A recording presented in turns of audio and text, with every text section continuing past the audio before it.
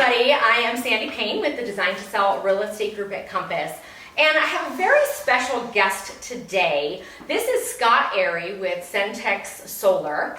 And we're going to have a really good discussion about solar panels, to-dos, not to-dos, should you get them, should you not get them. And we're going to kind of debunk some things that I think a lot of people are hearing about solar panels when it comes to your home and reselling your home. And I'm so excited. So Scott, I'm going to let you introduce yourself, a little bit about your business, how long, and what kind of got you into solar. Well, fantastic. Well, my name is Scott Airy. I'm the owner of Solar Centex out of Harker Heights. We've been operating from Harker Heights for 10 years now. I started this business after a brief time in the solar manufacturing industry, and I got into that portion after a career in the military. And really, the real reason I wanted to be part of this is I knew that energy security would be very, very important to Texas, and I think over the last 10 years we've certainly seen that. So I've been excited to be part of this field, and it's exciting. Yeah. So I know there's a lot of energy saving. So what are some great things about solar? What would be the top reasons to do it? Really, I think the number one reason people do it, especially in Central Texas, is to save money. I haven't had a bill over $30 for over 9 years. Yeah. And it's powerful. And I joke around what used to be a payment to TXU Energy. Yeah. turned into a Ford Fiesta payment for my daughter because I had dollars freed up. Right. And freeing those dollars up is important. But making sure those savings manifest really comes down to buying it smartly in the beginning and buying it for the right reasons. Yeah, which we're going to get into. Good. Yeah. Environmentally, it's important too. I mean, we're seeing that every day. We're talking about electric cars. We're talking about fuel, and petroleum issues. So what kind of impact do solar panels have on the environment? Not just savings, but manufacturing. Here in Central Texas, I think most people buy it for the cost savings, but it's funny because no matter what the person is, generally there's an underlying tone where someone recognizes that it's probably smart policy and good for the planet to be going solar. Why wouldn't we use this resource? Right. I mean, Texas is blessed with four great natural resources: oil, natural gas, but also wind and solar. And I mean, just yesterday, solar and wind was running 40% of Texas's energy needs. Yesterday. Oh wow! It's very, very important. That's huge. And as Texas goes on, we go through these kind of political back and forth, if you will, of whether we're supportive of solar. But in the end, I think people recognize solar and wind is a zero fuel cost resource. Right. It's already happening. It's naturally happening. It's happening right now, and it's pretty powerful when one looks at it as a smart investment. Right. Now, I know that most companies, there are government incentives to having solar, tax credits and things like that.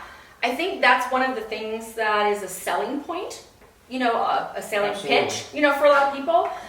Explain a little bit more if you can, what does that incentive look like? What does that tax credit look like? For example, if you buy $65,000 worth of solar panels, you don't write off $60,000. That's right. So what does that math break down? What does that actually look like? I think for most people, it comes down to they see the federal tax credit. And the federal tax credit has, in the 10 years that I've been doing this, has changed a lot. It started at 30%. It had dropped to 26%, into 22%. And with the Biden administration's Inflation Reduction Act, they put it back at 30%. So what does a tax credit really mean? I mean, some people think it's a deduction off income, but it's actually a dollar for dollar credit. And I'm going to do easy math. You use, I think, $65,000, but I'm not going to try to calculate in my head 30%. No. So I'll just use a $20,000 system.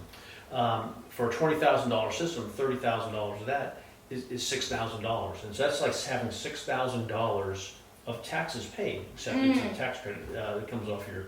Now, what's really, really important is, and this is very important for those who don't have the income to fully realize that tax credit in year one, or if they're older and making an investment in solar to perhaps defray future energy costs, maybe they don't have that taxable income to fully realize the tax credit in year one. The tax credit can be rolled over for subsequent years. But the tax credit is not, it's not a refundable tax credit. And what does that mean? You can use the tax credit to zero out your tax liability but the government won't go out of pocket to give you more back than you put in. Yeah, So okay. you can go zero balance for a tax liability, and that's pretty powerful. So, and we try to really recognize that, because most solar loans are built on really a two-part mechanism. Right. Mhm. Where most of them are two parts. And what do I mean by that? They will take the portion that's attributable to the tax credit, the 30%, and they typically will give that as a no interest, no payment loan for a year, with the expectation that you'll take your tax credit and repay that back. And that means the loan is amortized on the remaining 70%, keeping your loan payments low. Now, sometimes you get unscrupulous people come to front doors and they don't tell that first portion. So all of a sudden year one comes and the solar loan financing company says, hey, where's my 30% payment back? And people go, what are you talking about? Right. And so most of those programs, the loans can be re-amortized, but all of a sudden you go from a payment that maybe was $150 to all of a sudden it's $210. Right, which could be more than your TXU payment. Well, it could be, and that's Right. why having somebody that you Right. trust and understanding that tax credit becomes very important. Yes, that is important. I think that's something that either gets missed or just blown over real quick for a lot of people. Well, and go back to who. So I will say up front, we have in 10 years have never done door-to-door sales. I'm convinced that no good thing comes of a homeowner where someone's knocking near your front door trying to sell you something. So we've never done it. We've had people suggest, oh, it's important. But we would prefer a buyer who's more nuanced, more sophisticated, who wants to have these conversations versus someone making an emotional impulse purchase because of a front door interaction. Yeah. And we found that's worked out in the best. I think in 10 years I've had 2 customers that were maybe on the back end still a little surprised about the tax credit portion, but we go to great pains to make sure that we explain that up front. Yeah, that's important. My other question is, when can you expect to not have the solar, because we say potentially a zero electric bill, but you have a solar panel payment. Sure. So what is the lifelong, what is the usage, when is that moment where you're like, solar panels are paid and I have no or very low electric bill? When does that timeline actually start to happen? Well, it really depends. For those who are buying their system with cash up front, it comes a lot sooner. Right. Someone financing that system and we typically find folks will pick up the maximum term loan, and we don't have any issues with that. And why not? Because typically what it does is give payment flexibility. So if someone says, hey, I want to prepay a long-term loan off more quickly, they can do so, and the programs we use don't have a prepayment penalty. So we often suggest people take the full term loan, keep the payments low. If you want to pay it off early, go ahead and do that. But for those who pay cash, and we get a lot of people do this, I mean, to me the real light bulb moment maybe 6 years ago, was we had some customers that were recognizing the stock market was getting kind of frothy, and they were like, hey, we want to take some money out. This will be a taxable event for us. So what they did is they took that money out. Yeah. They know the sun's going to shine every day. They put solar on their retirement home, lowered their electric bills, and then with that tax credit, they paid the tax liability on the IRA distribution. And it really became a smart plan for those people. That's interesting. You say not the door-to-door thing. Unless they're a realtor, then they should just impulsively, emotionally pick us. Okay, that's very educational. Okay. I know we have solar panels. You installed solar panels on our home wonderfully, and we're reaping the benefits of that, which we enjoy. Except my husband still doesn't get. I can still be at 75 degrees in my house, and it's still good. I'll give him $5. Let me lower it. We have that conversation all the time.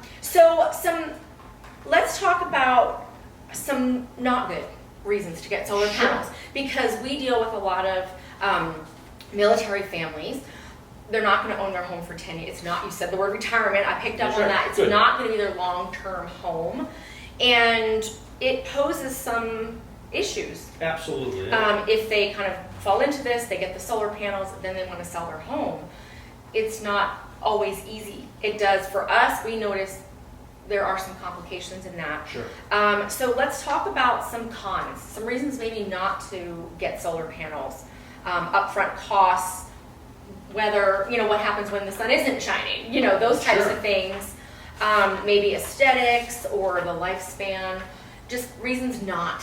Why So- would it not so, be? So let's take the first one, which I think most things come back to the financials. Mhm. People should not expect a solar system to be the panacea solution to an electric bill. So we get people that say, oh, my electric bill, you'd be shocked how many folks come in and tell me their electric bill is $400 to $600. Mhm.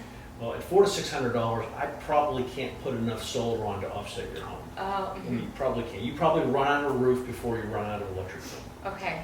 Having said that, when people come in and they tell me they're on a military assignment and they're probably going to PCS, I spent a career in the military. I spent 25 years in, and I'm not going to sell something to somebody just to make that sale, because it's not good for anybody. It's not good for the industry. It's not good for our home.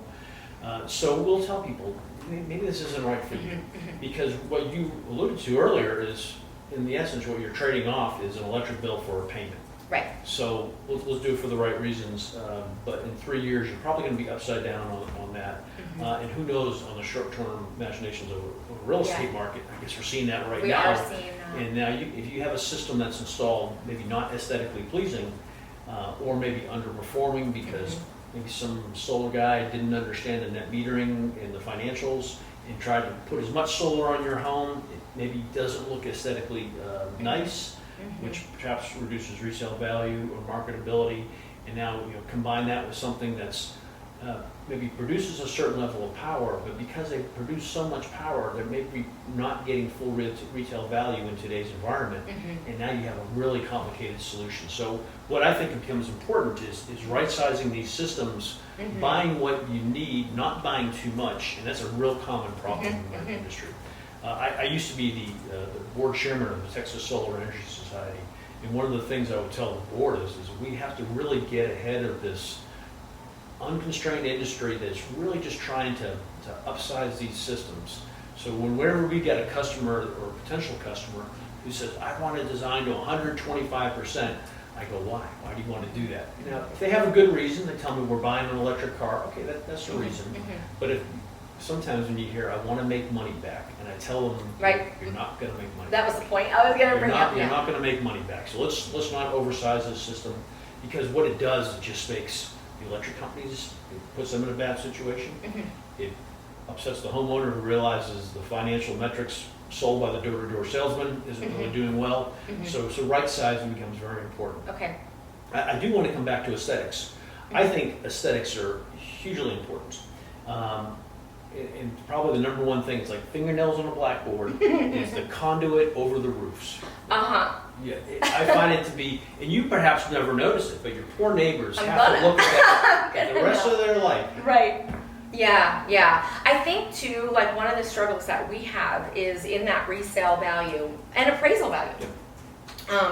Honestly, right now, here where we are, we're seeing more and more solar go out. I mean, you just drive through the neighborhoods and you're like, oh my gosh, all these poor people. Like I look at it sometimes in my eyes as, they're thinking, oh, we added 65, we have a situation like that to our value of our home. So when they go to sell the home, they have resale value plus 65,000, like a pool.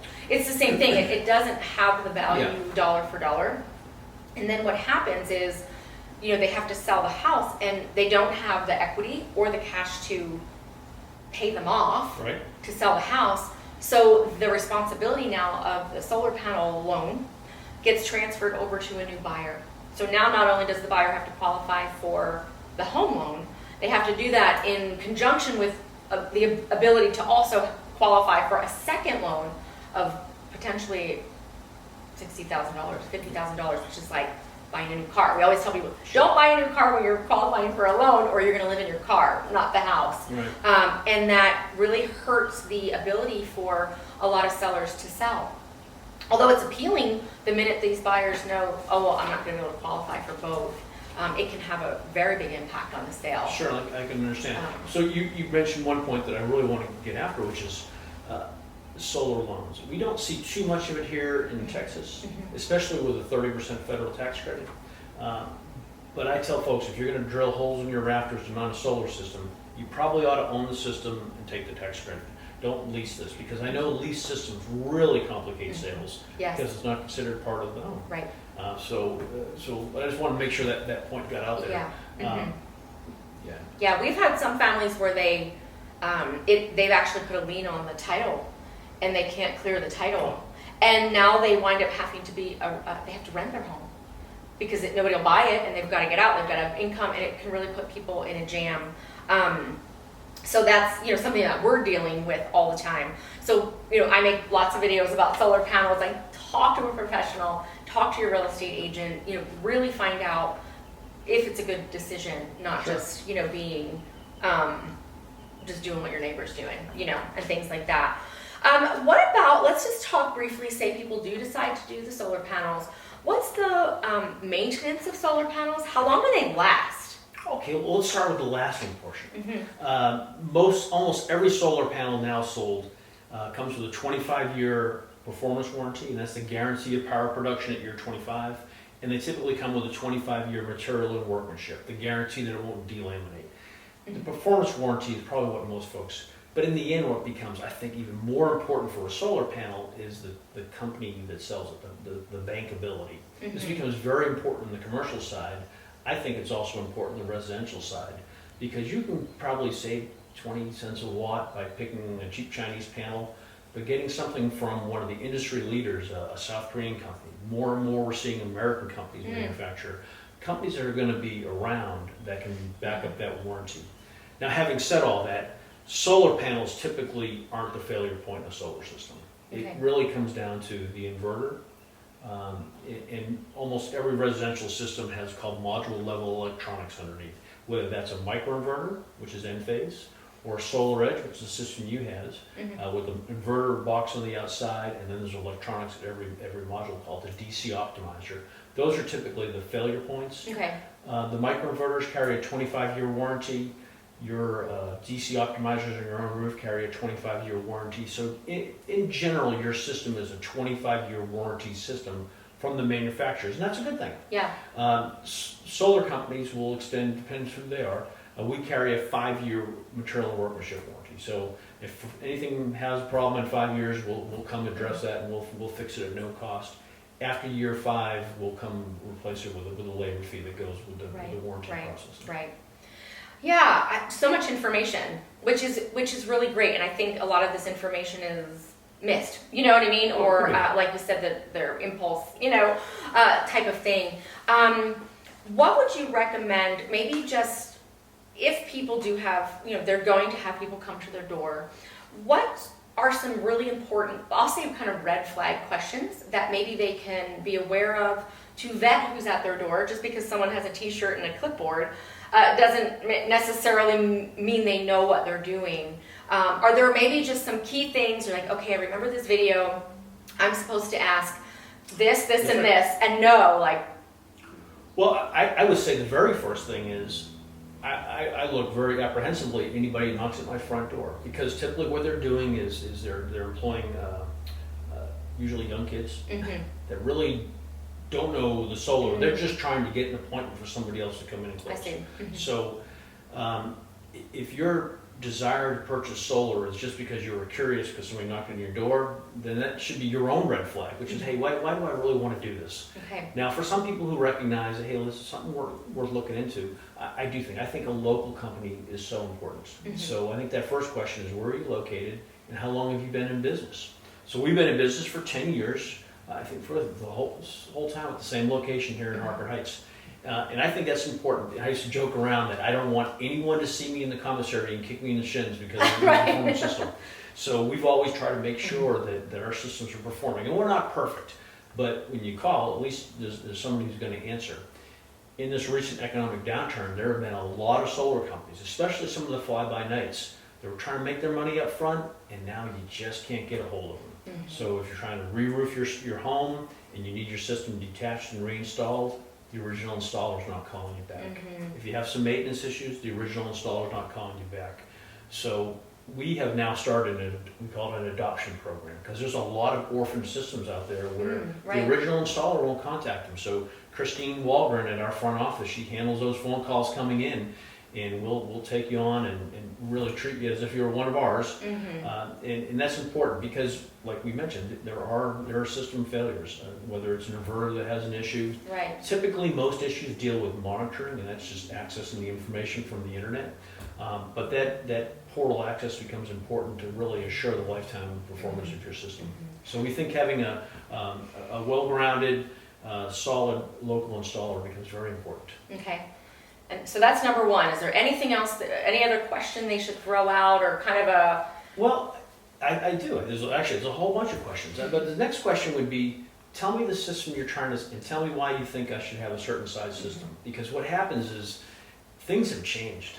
And what do I mean by that? The reimbursement rates from the utility. So if you live in an electric cooperative, you live down, I think, Pedernales Electric? Yeah. So they have changed their net metering policy. And it used to be they gave you full retail value for any excess solar production you push back to the grid. Well, that's now changed. Now they do what's called avoided cost, which is in essence the wholesale price of energy, what they would pay for it.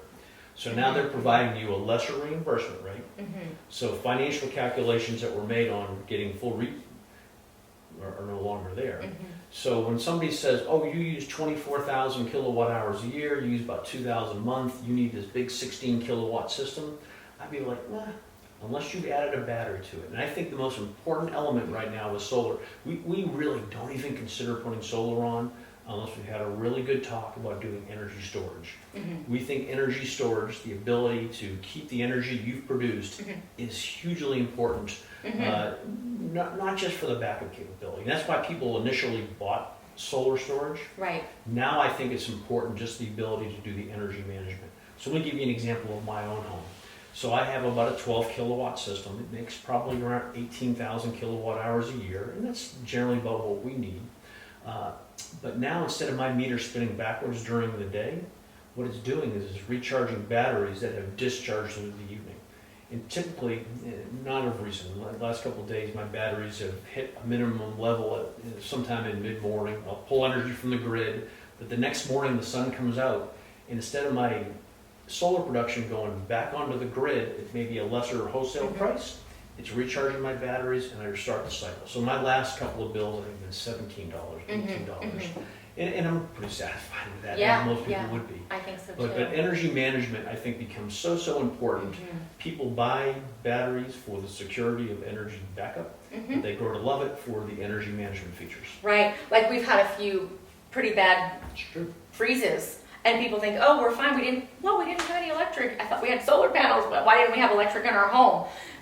For that reason alone. We have heard examples from people from some of these orphan customers we talked about. They didn't understand because they weren't explained that a grid-tied system without energy storage will cease to operate. And that's by design. And Right. Yeah. Well, this has been really informative. I think anybody who sees this, or who is local, and you are considering, maybe it's because your neighbor got it or somebody knocked on your door. Due diligence is really the point of this, is go with a company, hopefully with your company at Solar Centex, but at least be advised to seek more information, local information, deeper information before making that big decision. Well, I thank you so much for your time and your willingness to get on camera.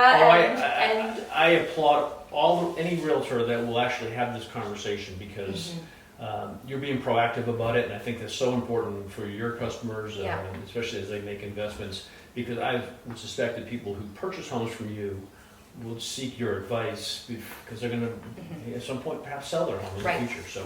So making a smart choice on this is smart. So I thank you for doing it. Yeah, thank you for your time. You will have all the links to every way to connect with Scott if you have any further questions on solar. Thank you.